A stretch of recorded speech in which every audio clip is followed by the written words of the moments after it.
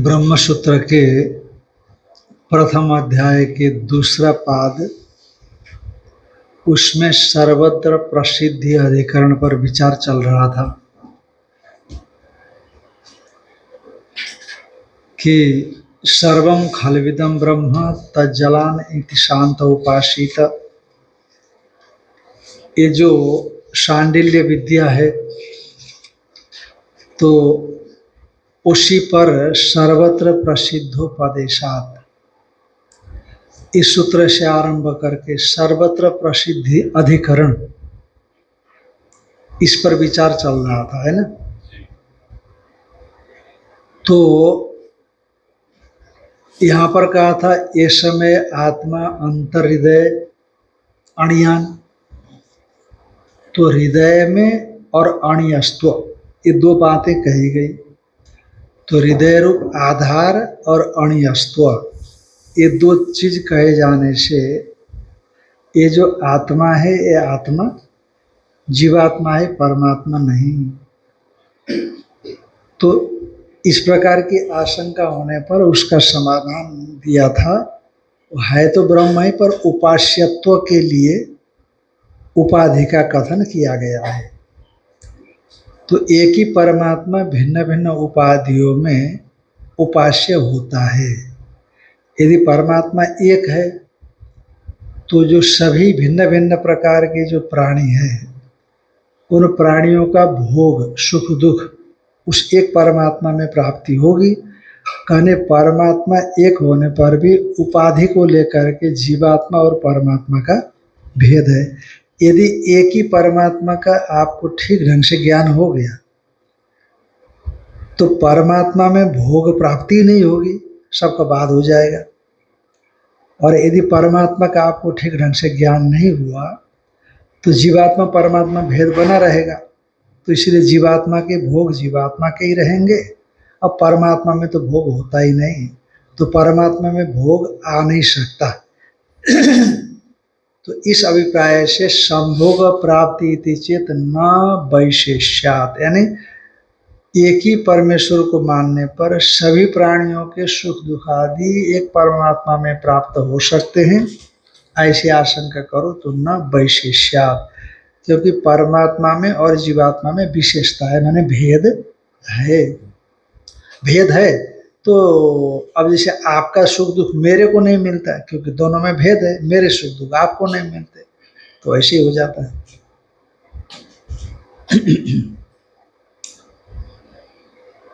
तो ये चीज चल रही थी। तो कहाँ तक पाठ हो गया था? करीब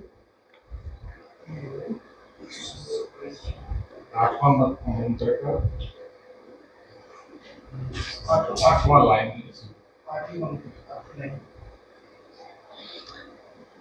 हाँ ठीक है। तो कहा कि जीव और परमात्मा में भेद होने से जीवगत सुख दुखादि परमात्मा में नहीं आते, ये बता दिया था। और कहो कि जीव और परमात्मा हृदय में दोनों उपलब्ध है। ऋतम पिबंतो सुकृतस्य लोके गुहाम प्रविष्टो परमे परार्धे इत्यादि श्रुतियां कहती है, इसलिए दोनों नजदीक रहते हैं। तो दोनों नजदीक होने पर जीवगत दोष परमात्मा में भी जा सकता है।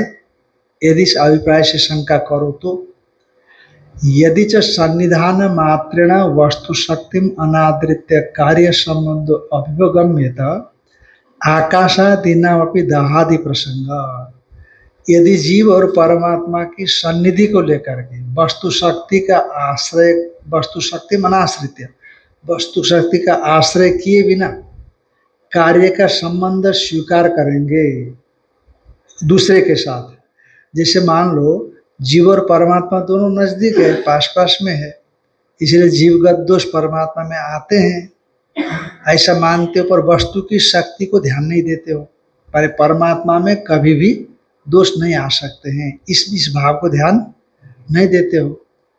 तो यदि च सन्निधान मात्रेण वस्तु शक्तिम अनादृत्य, सन्निधान मात्र से वस्तुगत शक्ति को आश्रय न लेते हुए कार्य संबंध अभिगम्यत, कार्य का संबंध संबंधियों में स्वीकार कर लेते हैं तो फिर तो आकाश आदि नाम है दाहादि प्रसंग, क्योंकि अग्नि और आकाश का सन्निकट है तो इसलिए आकाश में भी दाह का प्रसंग आना चाहिए, केवल अग्नि में नहीं। पर ऐसा नहीं होता, इसलिए सन्निधान मात्र से भी नहीं बनता, यदि कोई ऐसा भेद मान करके भी करे तो।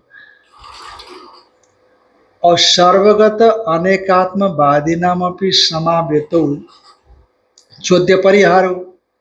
और जो सर्वगत अनेकात्मवादी है, जो अनेकात्मवादी होते हैं, आत्मा को अनेक मानते हैं, तो उनका भी आत्मा सर्वगत है, सब जगह पर व्यापक है, उनका आत्मा सब जगह व्यापक है। तो यदि सब जगह व्यापक है तो सभी जगह उनका भी संबंध बनेगा नजदीक होने से। तो फिर एक आत्मा का सुख दुख दूसरे आत्मा में, दूसरे आत्मा का सुख दुख अन्य आत्मा में, अन्य आत्मा का सुख दुख अन्य आत्मा का, तो जाल बना हुआ है उनके मत में। तो आपका आत्मा अलग है, मेरा आत्मा अलग है, और सभी के आत्मा अलग अलग है, और सभी के आत्मा व्यापक है। ध्यान में आए कि नहीं? तो फिर सुख दुख क्या होगा, एक दूसरे में मिक्स होगा कि नहीं होगा? पर वस्तु शक्ति को स्वीकार करके एक का सुख दुख दूसरे में नहीं होता, अथवा आत्मा में सुख दुख नहीं होता, ऐसा मानेंगे। जैसे आप शंका, आपके लिए शंका और परिहार है, वैसे मेरे लिए भी शंका और परिहार है। इसलिए जब दोनों में प्रश्नोत्तर समान होता है, फिर एक में ही आप प्रश्न करके उसको चुप नहीं करा सकते। ध्यान में आए कि नहीं? अलग मापदंड आपके लिए और मेरे लिए अलग मापदंड हो, ऐसा नहीं होगा। यद्यपि एकत्वात् ब्रह्मण आत्मांतर अभावात् शारीरस्य भोगेन ब्रह्मणो भोग प्रसंगेति। एक ब्रह्म एक है और आत्मांतर का अभाव है, दूसरे आत्मा है ही नहीं, इसलिए शारीरस्य भोगेन ब्रह्मणो भोग प्रसंग। और शारीर जो जीवात्मा है उसके भोग से ब्रह्म में भोग की प्रसक्ति हो जाएगी इति।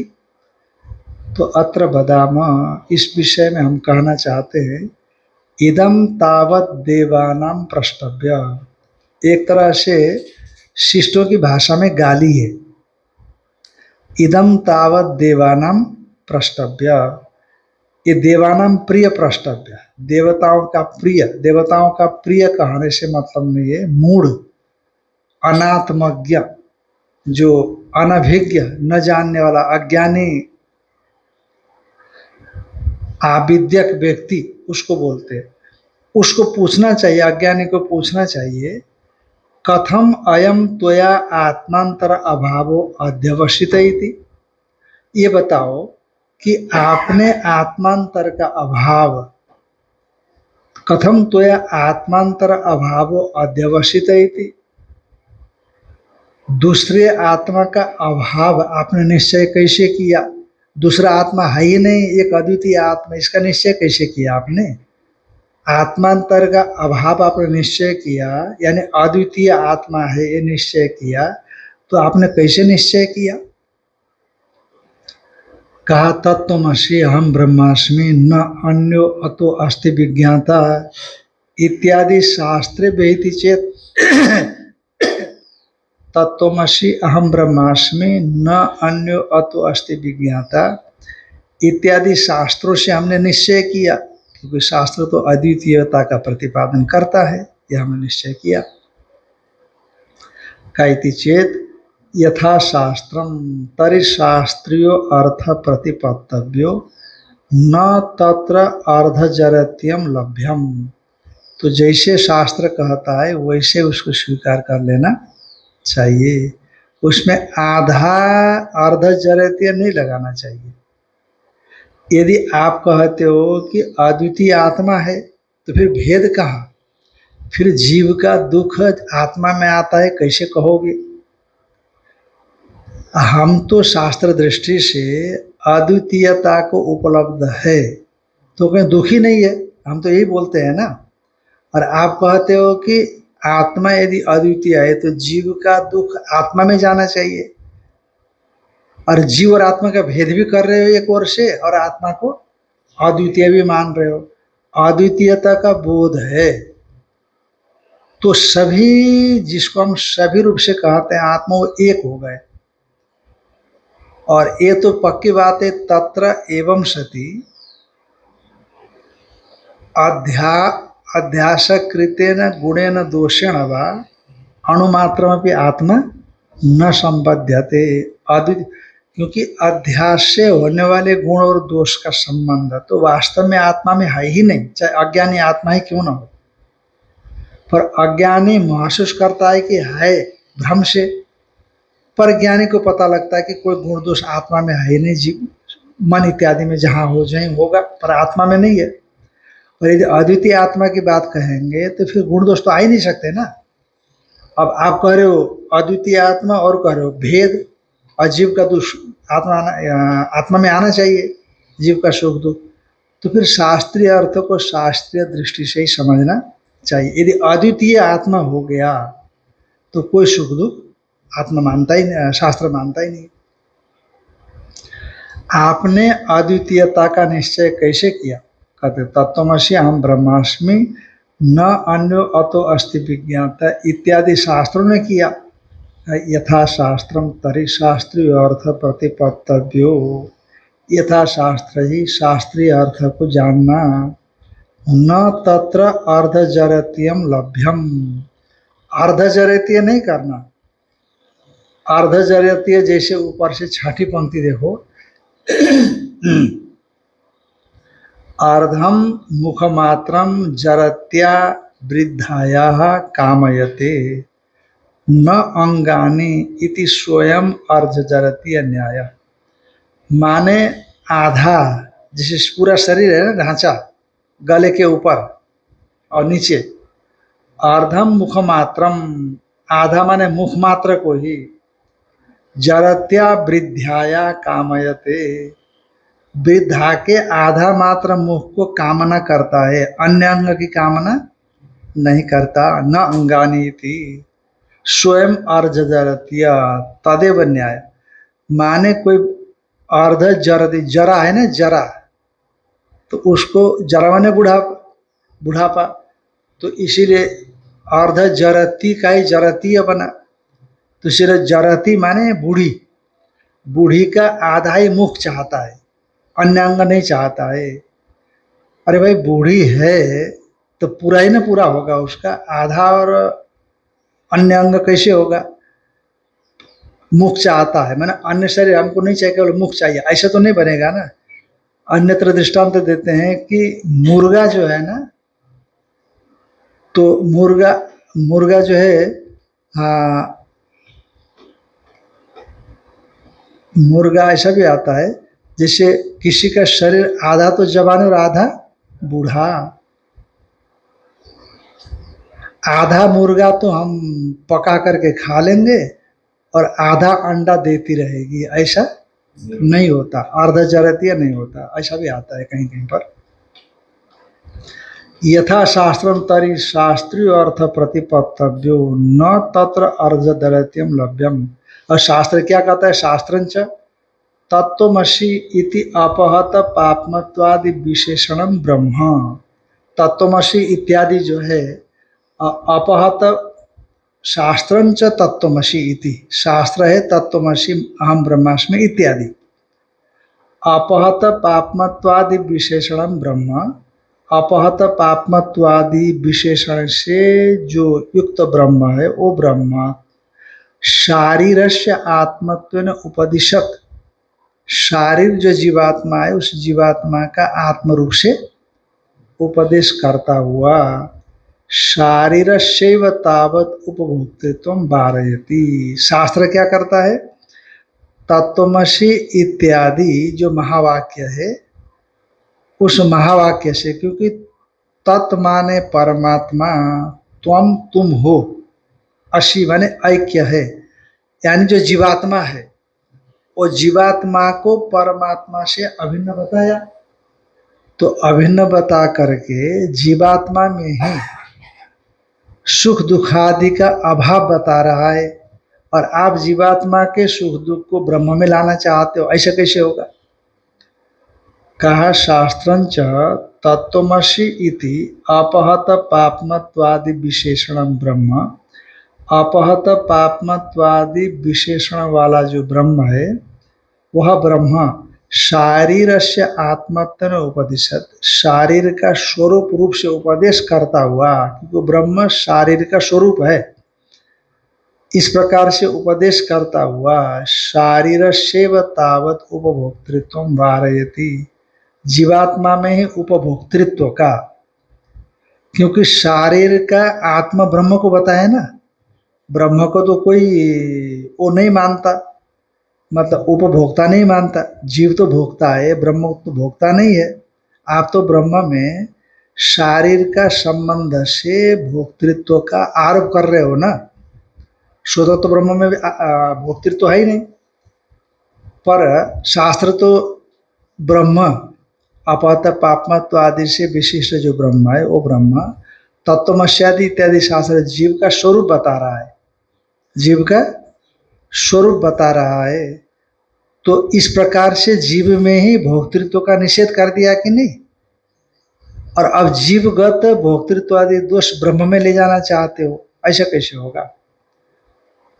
तावत उपबारयते कुतस्तद उपभोग न ब्रह्मण उपभोग प्रसंग, जीव के उपभोग से ब्रह्म में उपभोग का प्रसंग कैसे होगा। कहा जीव में तो उपभोक्तृत्व है ना, जीव में उपभोक्तृत्व है, पूर्व पक्षी कह रहा है जीव में उपभोक्तृत्व है, तो फिर शास्त्रीय दृष्टि से मान लो ना, क्योंकि शास्त्र क्या कहता है, जीव और ब्रह्म दोनों भिन्न है, बताता है कि नहीं बताता है। विद्या और अविद्या को लेकर के जीव और ब्रह्म में भेद है, विद्या को लेकर के ऐक्य है और अविद्या को लेकर के भेद है। तो जब भेद में दो अलग अलग हो गए तो फिर जीव और ब्रह्म भिन्न हो गए। ऐसी स्थिति में जैसे आप और मैं भिन्न हूं, तो आपके गुण दोष मेरे में नहीं होंगे, मेरे गुण दोष आप में नहीं होंगे, तो उसी तरह से जीव के गुण दोष परमात्मा में नहीं जाएंगे, और नहीं एक जीव के गुण दोष दूसरे जीव में हो सकते हैं। तो ये शास्त्र का नियम है। यदि आप अभेद अद्वितीय मानते हैं और भेद मानते ही नहीं है तो फिर गुण दोष की बात ही नहीं आई। यदि भेद मानते हैं तो एक दूसरे का एक दूसरे में जाता ही नहीं, तो ब्रह्म में क्यों जाएगा, तो इसलिए ब्रह्म में दोष नहीं हो सकता। कुतस्तद उपभोग है ना ब्रह्मण उपभोग प्रसंग, उसके उपभोग से ब्रह्म में उपभोग का प्रसंग कैसे होगा। जो चीज जीव, मान लो जीव ब्रह्म है, जो चीज जीव में ही नहीं है वो आप ब्रह्म में कैसे मान रहे हो। जीव में हो तो ब्रह्म में कदाचित कल्पना भी होगी, पर जीव में नहीं है और आप उसको ब्रह्म में ले जाना चाहिए। तो शास्त्रीय दृष्टि से कहा अथ अगृहीतम शारीरस्य ब्रह्मणा एकत्वम तदा मिथ्याज्ञान निमित्त शारीरस्य उपभोग न तेन परमार्थ रूपस्य ब्रह्मण संस्पर्श। कहा कि यदि आप शास्त्र प्रतिपादित जो अर्थ है उसमें भी शास्त्र प्रतिपादित होने पर भी अथ अगृहीतम शारीरस्य ब्रह्मणा एकत्वम, शारीर का ब्रह्म के साथ एकत्व का ग्रहण नहीं किया, ठीक है ना। माने शास्त्र भले ही एकत्व का प्रतिपादन करता हो, परंतु करने पर भी शारीर का ब्रह्म के साथ एकत्व का प्रतिपादन अभी नहीं हुआ, एकत्व को ग्रहण नहीं किया गया, प्रत्यक्ष नहीं हुआ, परोक्ष नहीं हुआ। तदा ऐसी स्थिति में मिथ्या ज्ञान निमित्त शारीर से उपभोग, यदि आपने ब्रह्म के साथ शारीर का एकत्व का अपरोक्ष नहीं किया तो अविद्या रही, विद्या नहीं हुई तो अविद्या रही, अविद्या रही तो अविद्या से मिथ्या ज्ञान निमित्तक शारीर माने जीवात्मा उपभोग हो जाएगा। तो न तेन परमार्थ रूप से ब्रह्मण संस्पर्श, उससे जीव के शारीर के उपभोग से जो परमार्थ रूप ब्रह्म है उसका संस्पर्श नहीं होगा, क्योंकि मिथ्या ज्ञानोत्थ मिथ्या भोग से शारीरगत मिथ्या ज्ञान से उत्पन्न मिथ्या भोग से ब्रह्म का संस्पर्श नहीं होगा, जो कि असंस्पर्श है। स्पर्श योग है ब्रह्म। स्पर्श योगो वै नाम अभयम सर्वयोगी नाम। हाँ, भयदर्शिन, ऐसा है कि नहीं? स्पर्श योगो वै नाम स्पर्श योगो वै नाम सर्वेशम भयदर्शिनम, ऐसा। तो कहा कि तो जीवगत दोष से ब्रह्म का कोई संस्पर्श नहीं होता। तो जैसे भगवान शंकराचार्य जी महाराज ने अध्यास भाष्य में बताया था, तो वही दृष्टांत दे रहे हैं। नहीं बालई स्थल मलिनतादि भीर व्योमनि विकल्प माने। जो अज्ञानी है, उस अज्ञानी ने आकाश का तल मलिन है इस प्रकार से व्योमनि विकल्प माने। व्योम को विकल्पित किया उसने।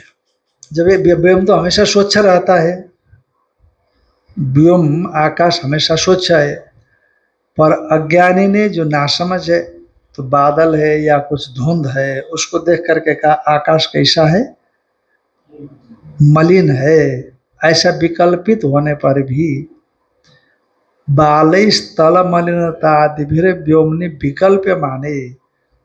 तल तल मलिनतादि विशिष्टम एवं परमार्थ तो व्योमो भवति। ये नहीं कोई इतर ले आना। तल नहीं तल मलिनतादि विशिष्टम एवं परमार्थ तो व्योमो भवति। परमार्थ तो व्योम तल मलिनतादि से विशिष्ट नहीं होता। अज्ञानी ने आकाश में तल मलिनतादि का आरोप लगा दिया, और नीलम क्या क्या बोलते हैं ना, आकाश को बोलते हैं ना, है आकाश कैसा है, नील नीली नीलिमा। आकाश में नीलिमा है, आकाश नीला है, ऐसा बोलते हैं। पर आकाश तो स्वच्छ रूप है, नीला कहाँ है? पर फिर भी अज्ञानियों के द्वारा आकाश में नीलिमा का आरोप कर देने मात्र से आकाश नीला नहीं हो जाता है कि नहीं? अज्ञानी के द्वारा ऊसर भूमि में दिखने वाले किरणों में जल का अध्यारोप कर देने मात्र से वो जमीन गीली नहीं हो जाती। वो जमीन ऊसर भूमि गीली होती है क्या? क्योंकि वहां तो जल है ही नहीं। भ्रांत पुरुष ही तो ऊसर भूमि में जल का आरोप करता है, तो उससे जल गीली हो जाएगी क्या? उसी तरह से अज्ञानियों के द्वारा आत्मा में तमाम तरह के कर्तृत्व भोक्तृत्व का आरोप कर देने पर भी आत्मा कर्ता भोक्ता नहीं होता। नहीं बाले स्थल मलिनता दिभिर व्योमनि विकल्प माने।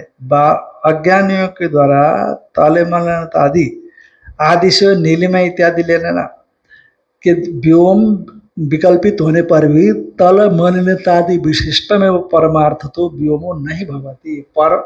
परमार्थ तो तल मलिनतादि से विशिष्ट व्योम नहीं होता।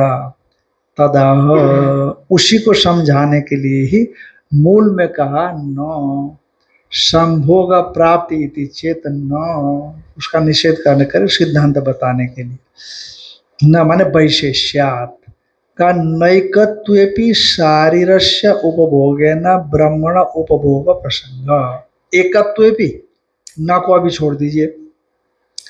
जीवात्मा और परमात्मा में पारमार्थिक एकत्व होने पर भी शारीरस्य उपभोगेन ब्रह्मण उपभोग प्रसंगो न, शारीर के उपभोग से ब्रह्म का उपभोग का प्रसंग नहीं होता। क्यों? कहते वैशेष्यात्, दोनों में भेद है, विशेषता है। का विशेषो ही भवति मिथ्या ज्ञान सम्यक ज्ञान है। मिथ्या ज्ञान और सम्यक ज्ञान में विशेषता होती है, भेद होता है। यानी मिथ्या ज्ञान कल्पित उपभोग और मिथ्या ज्ञान से कल्पित उपभोग है। जो भी उपभोग कर रहे हैं आप, मिथ्या ज्ञान जनित है, सब आविद्यक है। और सब में ज्ञान दृष्टम एकत्व, और सम्यक ज्ञान से ही एकत्व होता है। और जब एकत्व होगा तो भोग ही नहीं रहेगा। यदि भोग है तो एकत्व अभी नहीं हुआ। इसलिए भगवान शंकराचार्य जी क्या लिखते हैं? गीता में, नहीं असति सम्यक दर्शने रसस्य उच्छेद। यदि सम्यक दर्शन नहीं हुआ तो जो रस है ना जगत से मिलने वाला अध्यास, वो सूक्ष्म होता चला जाएगा, सूक्ष्म और सूक्ष्मतर सूक्ष्मतम।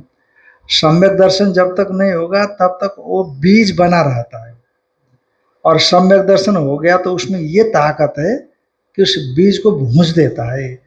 फिर अध्यास की निवृत्ति हो गई, अब आगे कोई शरीर प्राप्ति का हेतु नहीं रहा, तो ये हो जाता है।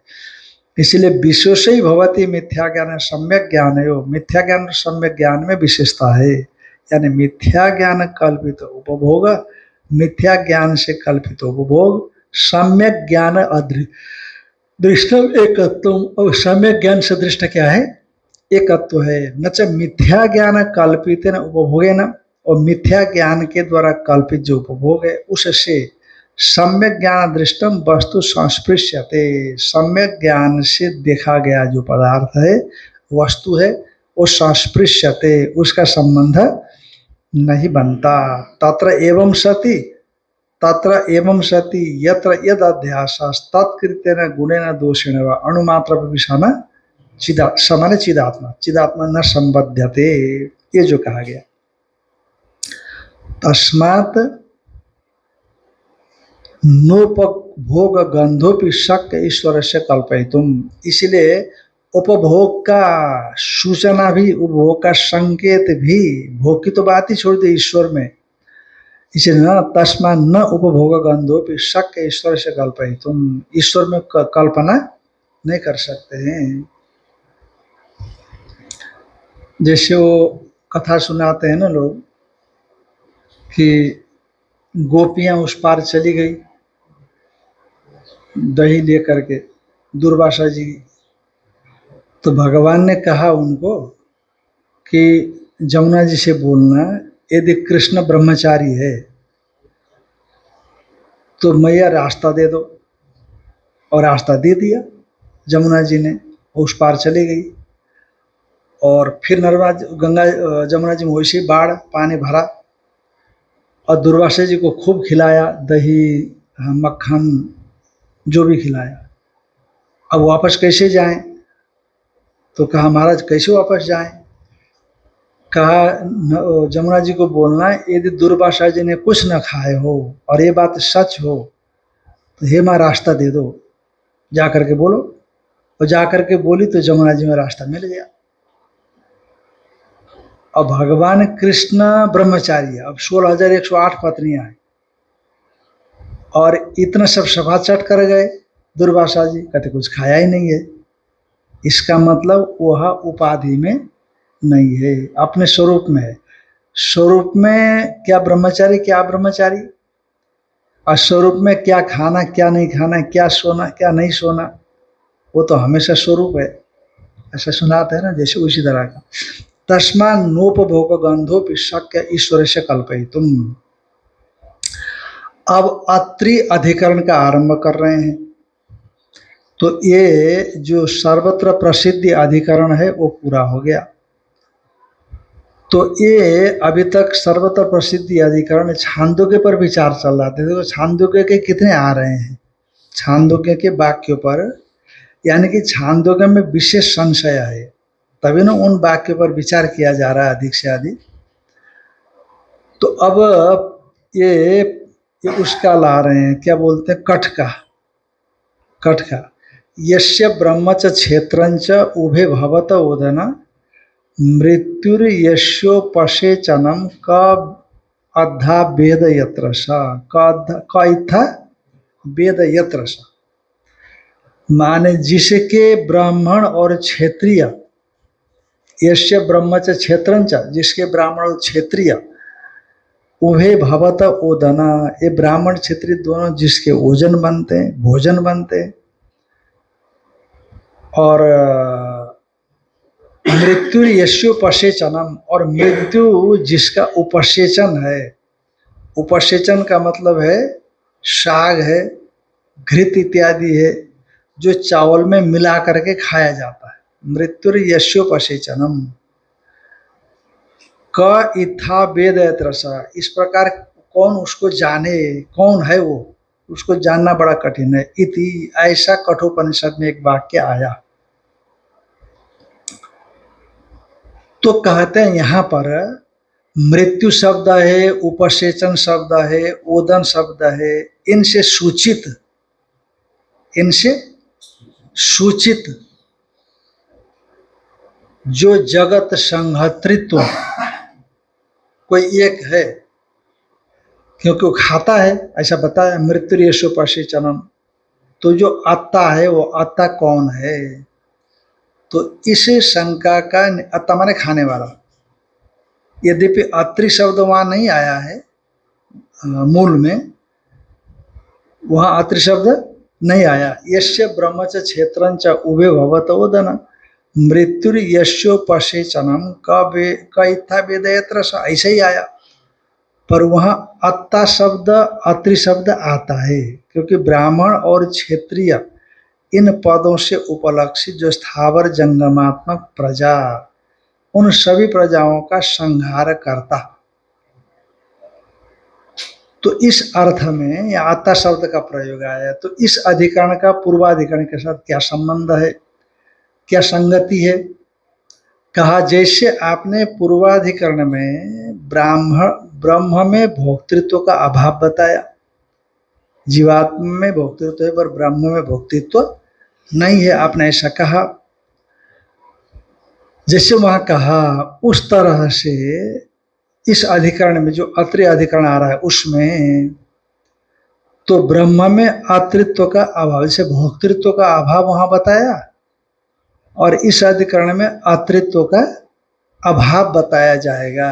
तो इसलिए पूर्वाधिकरण के साथ इस अधिकरण की प्रसंग संगति, दृष्टांत संगति। जैसे पूर्वाधिकरण में ब्रह्म में जो भोक्तृत्व का अभाव बताया, तो उसी तरह से प्रकृति जो अधिकरण है अत्रि अधिकरण में, उस अधिकरण में तो जो ब्रह्म है उस ब्रह्म में अत्रित्व का अभाव बताया जाएगा। तो इसलिए पूर्वाधिकरण के साथ इस अधिकरण का दृष्टांत संगति समझ लेना।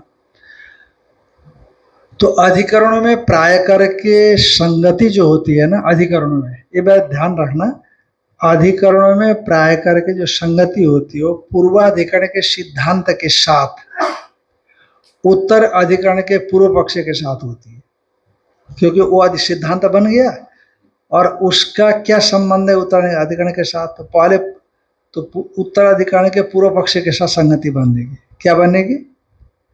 तो संगति बनी और उसके बाद पूर्व पक्ष का निषेध करके सिद्धांत पक्ष यहाँ आएगा। फिर वही जो सिद्धांत पक्ष इस अधिकरण का होगा वो आगे आने वाले अधिकरण में उसके साथ संगति बन जाती और बनेगी अगले अधिकरण के पूर्व पक्ष के साथ। ठीक है ना?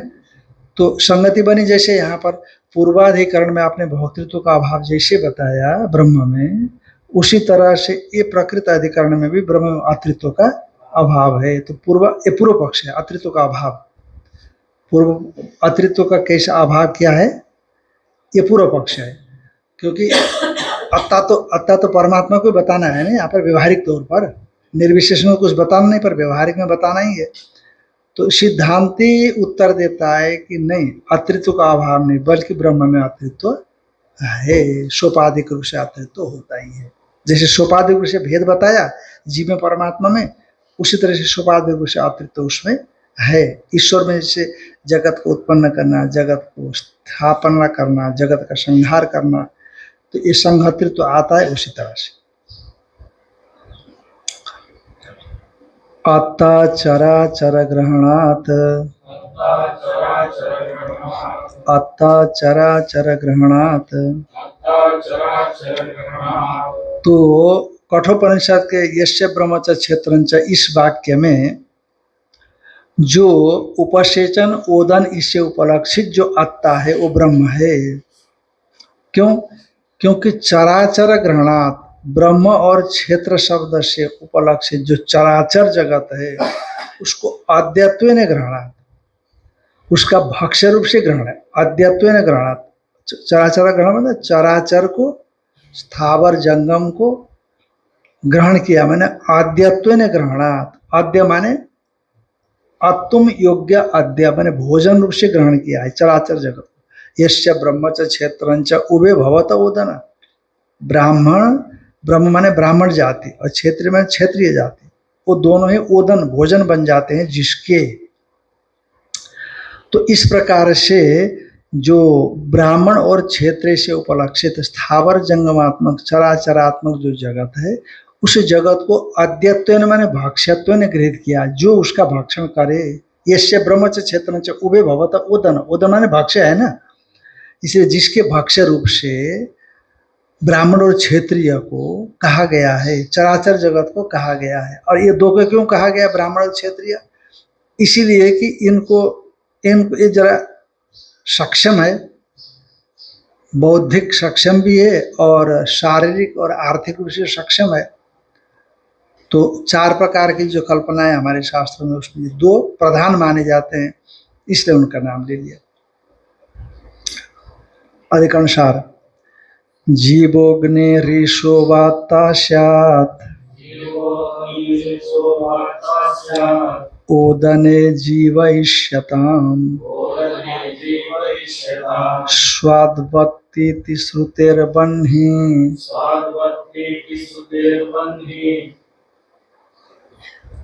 वाग्निरन्नाद इत्यदः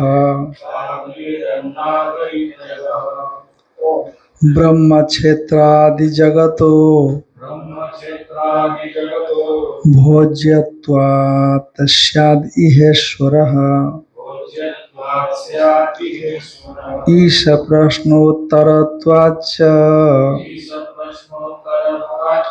संहारस्तस्य चात्रिता।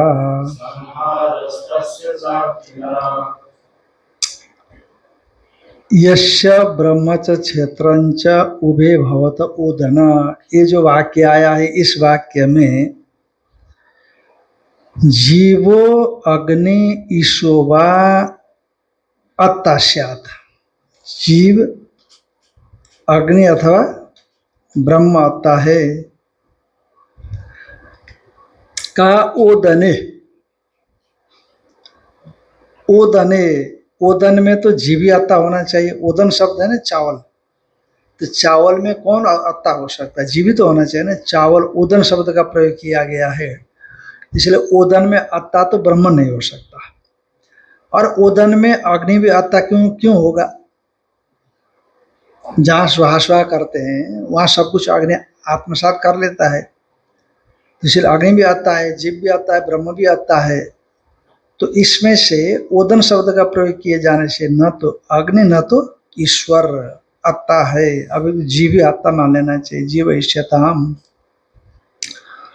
और दूसरी बात है स्वादु अतिथि श्रुते। स्वादु अति माने जो स्वाद विशिष्ट है उसको खाता है, यानी स्वादु का मतलब होता है कि जो कर्म फल है। स्वादु का आगे बताएंगे जा करके, जो अनेक विचित्र वेदना स्वरूप विभिन्न ज्ञानानुभव रूप स्वाद, कोई अच्छे अनुभव ज्ञानानुभव, कोई बुरे ज्ञानानुभव, कोई किस प्रकार के, कोई किस प्रकार के सुखात्मक दुखात्मक ज्ञान अनुभव होते रहते हैं जीवन में। इसको स्वादु शब्द का, पिपल माने कर्मफल, जो कर्मफल इस प्रकार के सुख दुखात्मक है, ऐसे सुख दुखात्मक स्वादु जो कर्मफल है, वो कर्मफल को स्वादु अतिथि श्रुते ऐसा होने से। और ये कर्मफल तो जीव ही भोगेगा ना, खाएगा, ब्रह्म तो खाएगा नहीं, भोगेगा नहीं।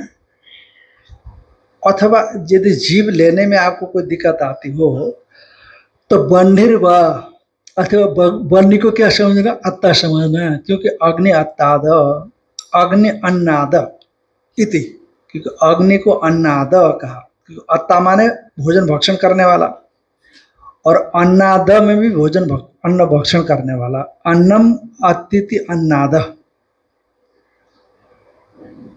तो अत्ता में भी क्या है? जो खाए उसको अत्ता बोलते हैं आप। अन्नाद माने भी जो खाए उसको अन्नाद बोलते हैं आप। और श्रुति स्वयं कहते हैं अग्नि अन्नाद, अग्नि अन्न भक्षण करने वाले हैं। तो इस तरह से अग्नि भी क्या हो गई? अत्ता हो सकती है। जीव भी आत्ता हो सकता है और अग्नि भी आत्ता हो सकती है। तो ऐसे पूर्व पक्ष इत्यतः इत्यत इति आधा पाठ है आपके यहाँ पर, है ना। इत्यतः माने इत्यतः, अतः अस्माद हेतु, इस हेतु से या तो आप जीव को आत्मा मान लीजिए या तो अग्नि को आत्मा मान लीजिए, ऐसा पूर्व पक्ष हुआ। तो सिद्धांति उत्तर देते ब्रह्म क्षेत्रादि जगतो भोज्यत्वाद, शायद यह स्वर ब्रह्म क्षेत्रादि जो जगत है संपूर्ण जगत को तो भोज्य बता दिया, खाने योग्य, भोक्तुम योग्य, भोग्य, तो इसलिए खाने योग्य बता दिया, इसलिए यह ईश्वर, ईश्वर को ही यहाँ पर आत्मा मान लेना चाहिए। ईश्वर प्रश्नोत्तराभ्याम, ईश प्रश्नोत्तराभ्याम संगारस तस्य चाहता, ईश्वर और परमा जो है ईश प्रश्नोत्तर, ईश्वर के प्रश्नोत्तर यहाँ पर चल रहा है। कहाँ? कठोपनिषद में। जब प्रकरण ईश्वर का चल रहा है तो बीच में जीव और अग्नि कहाँ से ला रहे हैं आप? ईश प्रश्नोत्तरत्वाच संहार तस्य चात्रिता। तो और परमात्मा की अत्रिता क्या है? परमात्मा का भक्षण करना क्या है, खाना क्या है? उदम जो आप बोल रहे हो, तो कहा संहार, सृष्टि का अंतिम में जो सृष्टि का संहार होता है वो संहारी परमात्मा की अत्रिता है। कठबल्लीषु पठ्यते, कठबल्लियों में पाठ किया जाता है। यस्य ब्रह्मच क्षेत्रंच उभे भवत उदन मृत्यु यस्योपसेचनम कैथा वेदयत्र स, ये कठोपनिषद में आया। कहा यस्य माने जिस, जो भी कोई होगा, ब्रह्मच क्षेत्रंच, ब्राह्मण और क्षेत्रीय जाति दोनों जिसके भोजन बन रहे हैं, अब मृत्यु यस्योपसेचनम, जिसका मृत्यु उपसेचन माने घृत या दाल बना हुआ है, तो कई था वेदयत्र स, कौन इस प्रकार से इसको जान सकता है? इति, ऐसा एक वाक्य आया। अत्र कश्चित ओदन उपसेचन सूचितो अता प्रतीयते, और यहाँ पर कोई कश्चित अत्ता प्रतीत, कोई अत्ता प्रतीत हो रहा है। किससे सूचित? ओदन उपसेचन सूचित, ओदन और उपसेचन से सूचित। ओदन हो गया अन्न, उपसेचन माने अन्नादि का उपकरण, अन्नादि खाने का तरीका।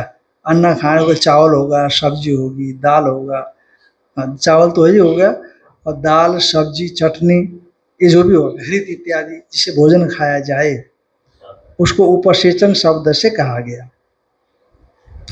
तो यहाँ पर कोई अत्ता प्रतीत हो रहा है। क्यों? भोजन शब्द आया, उपसेचन शब्द आया कि नहीं?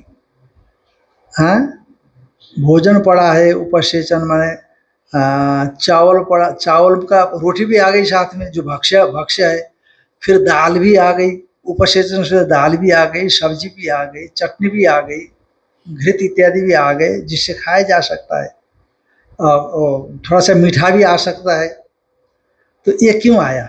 ये इसका मतलब है कि कोई अत्ता होना चाहिए, ये जो खाने वाला है ये उससे सूचित अत्ता प्रतीत हो रहा है। तत्र, अब संशय हो गया, तत्र किम अग्नि अत्ता स्यात् उत जीव, ये बताओ कि अग्नि अत्ता है अथवा जीव अत्ता है? क्योंकि जीव अत्ता है तो प्रसिद्ध है, लोक प्रसिद्ध है कि जीव अत्ता है, किसी को पूछने की जरूरत नहीं, खाने वाला, भक्षण करने वाला। अतुम अदत नहीं, अद भक्षण धातु है, क्या बनता है प्रथमा का एक वचन में? नहीं नहीं, वहां अति बनता है ना, अति, अति अत्ता अदंती है ना, तो अति, अतिथि अत्ता ऐसा विग्रह बनता। अतिथि जो भक्षण करे वो अत्ता।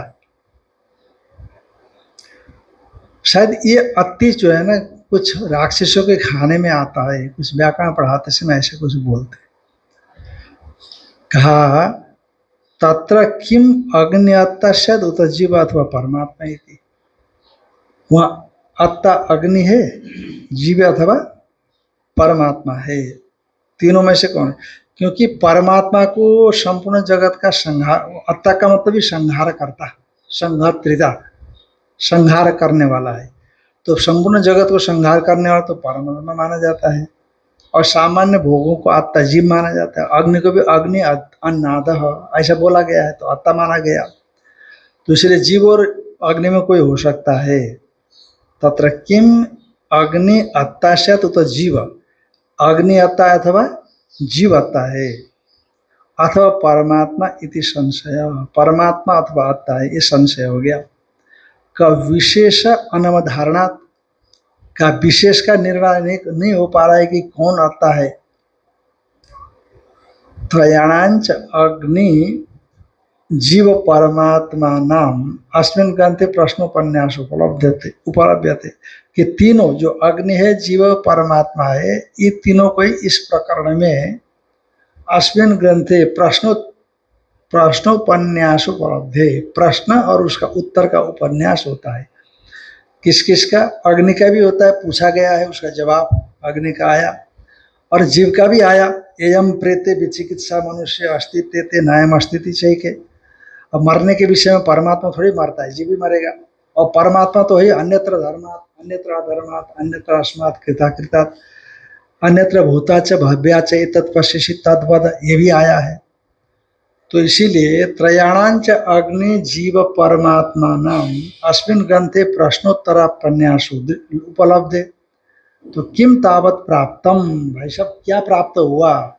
अग्नि अत्ता इति, अग्नि अत्ता है, कुत अग्नि अन्नादिति श्रुति प्रसिद्धिभ्याम, श्रुति और प्रसिद्धि, अरे अग्नि ने सब कुछ नष्ट कर दिया, सब भक्षण कर लिया, सब खा गई अग्नि, ऐसा बोलते हैं कि नहीं? तो इसलिए लोक में भी प्रसिद्धि है, और शास्त्र में तो अग्नि अन्नाद ये प्रसिद्ध है, इसलिए अग्नि को आत्ता मानना चाहिए।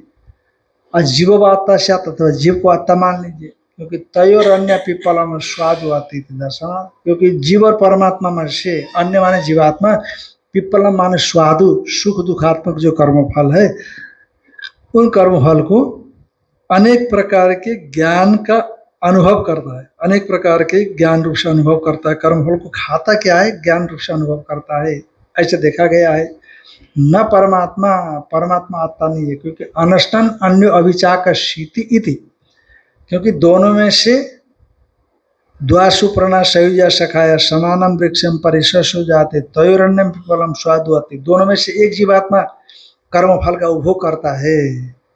अनशनन अन्य अभिचाक शीति, अनशनन अन्य, अन्य माने परमात्मा, अनशनन माने न खाता हुआ, अभिचाक से केवल प्रकाश मात्र ही करता रहता है, ऐसा कहा गया है। तो इसलिए निषेध किया, इसलिए न परमात्मा, अनशनन अन्य अभिचाक शीति इति।